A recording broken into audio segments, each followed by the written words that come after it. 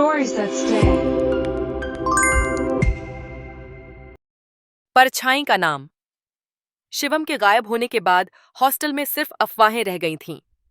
वो खुद को खो बैठा, किसी गुप्त मिशन में था, शायद पागल हो गया। पर सच्चाई ये थी कि शिवम अब एक साधारण छात्र नहीं रह गया था। वो अब S11 था, प्रोजेक्ट नाविका का अंतिम उत्तराधिकारी। शिवम के लैपटॉप पर एक मेल आया। भेजने वाला Z04 नामक कोई अनजान आईडी थी। You've awakened, now find the rest। नीचे एक अटैचमेंट था, एक QR कोड। शिवम ने उसे स्कैन किया। स्क्रीन पर एक ही शब्द उभरा, लखनऊ। क्या अगला सब्जेक्ट वही है? लखनऊ में एक पुरानी हवेली थी, हलीम मंजिल। उसी हवेली में थी वह लड़की, वही जिसे बस स्टॉप पर देखा गया था। उसका नाम था अदिति शेखर।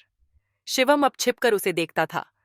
वह दिन भर किताबें पढ़ती, रात को रेडियो ऑन करके किसी अनसुने चैनल पर कोडेड सिग्नल्स सुनती। वो सामान्य नहीं थी, शायद वो Z04 थी, या फिर एक और S सब्जेक्ट। एक रात शिवम ने आदिति को पकड़ा। वो हवेली की छत पर खड़ी थी, हाथ में वही लाल डायरी। तुम ये डायरी कहाँ से लाई? शिवम चिल्लाया। आदिति मुस्कुराई। ये सिर्फ तुम्हारी नहीं है शिवम, ये हर उस इंसान की है जिसकी यादें किसी और के दिमाग में हैं। शिवम का दिल तेजी से धड़कने लगा। तुम जानती हो मैं कौन हूं? मैं Z04 हूं, आदिति बोली।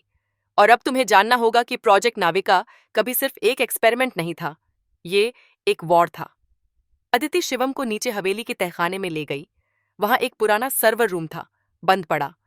एक स्क्रैपबुक खोली, जिसमें टाइप किया था, project Navika, phase 3, objective, transfer selected memories into young brains to preserve intellectual lineage. Shivam की आंखों में जैसे सब साफ होने लगा। वो सिर्फ एक अनुभव करता नहीं था, वो उत्तराधिकारी था उन सबका जो पहले थे। शिवम और अदिति ने सर्वर में एक कोड डाला, 23 बार। ये वही आखिरी संख्या थी डायरी में, जिसे शिवम समझ नहीं पाया था। स्क्रीन पर एक नया मैप उभरा, 12 रेड डॉट्स पूरे भारत में फैले हुए। अदिति बोली, हर डॉट एक और जागा हुआ सब्जेक्ट है, और कुछ भटक गए हैं। एक ने तो खुद को नेता बना लिया है। नेता? शिवम चौंका। हाँ, और वही सबसे बड़ा खतरा है। सभी डेटा एक नाम पर केंद्रित था, Cairn subject code S07, status detached, रोग, डेंजरस। शिवम को याद आने लगा, सपनों में जो चेहरा आता था वो सिर्फ उसका नहीं था, वो कर्ण था। एक ऐसा सब्जेक्ट जिसे खुद की शक्ति का एहसास बहुत पहले हो गया था। उसने डायरी की शक्ति चुराई, और अब वो दूसरों को भूलने पर मजबूर कर रहा था। आदित्य और शिवम अब एक टीम बन चुके थे। उनका अगला टारगेट था कर्ण का बेस, मुंबई में एक अंडरग्राउंड आर्ट गैलरी जो अवंतिका के नाम से चलती थी। रात के 3 बजे दोनों वहां पहुंचे। एक सुरंग नीचे जा रही थी, गहराई में अजीब सी गूंज, जैसे कोई यादें चुरा रहा हो। नीचे एक टेबल पर कई तस्वीरें थीं, पुराने लोगों की, जिनकी यादें अब डिलीट हो चुकी थीं। ये सब वो लोग हैं जिनके अंदर S सब्जेक्ट्स की स्मृतियां थीं, अदिति बोली। अब खाली खोल हैं। अंधेरे में एक आवाज गूंजी, तो तुम आ ही गए। S11। कर्ण सामने था, एक लंबा शांत चेहरा, पर उसकी आंखों में तूफान। तुमने प्रोजेक्ट नाविका को एक्सपेरिमेंट समझा, मैंने उसे वेपन बना दिया, कर्ण बोला। तुमने मासूम दिमागों से उनकी पहचान छीनी, शिवम गरजा। मैंने उन्हें मुक्त किया, कर्ण चिल्लाया। अचानक बिजली गुल, एक लाल रोशनी में दोनों आमने सामने। कर्ण के पास एक डिवाइस थी, एक न्यूरल ट्रांसमीटर, जिससे वो दूसरों की यादें मिटा सकता था। शिवम ने भी एक ट्रिगर दबाया, जिससे डायरी का डेटा वायरल हो जाए।